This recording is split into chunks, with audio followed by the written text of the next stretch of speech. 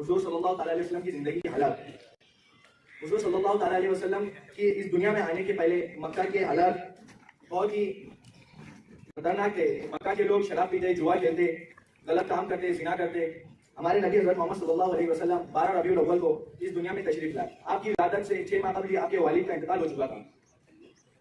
आप इस दुनिया में तशरीफ लाए, इसके बाद आपको दादी हलीमा के साथ परवरिश के लिए एक देहात में भेज दिया गया। वहां पर आपके साथ शक्के सदर का वाकया पेश आया, जिसमें हज़रत जिब्राइल अलैहिस्सलाम आपके सीने को चाह करके आपके दिल को साफ किया और फिर वैसे ही लगाकर महर नबूवत लगा दी। कुछ दिनों बाद जब आप अपने घर वापस आए तो अपनी वालिदा के साथ अपने नानी के घर जा रहे थे। 6 साल की उम्र थी तो मुकाम अबवा के पास आपकी वालिदा का इंतकाल हो गया। इसके बाद आप आपके दादा हज़रत अब्दुल मुत्तलिब के पास परवरिश पा रहे थे। आपके दादा आपकी 8 साल उम्र के टाइम में इंतकाल कर चुके। इसके बाद आप आपके चचा हज़रत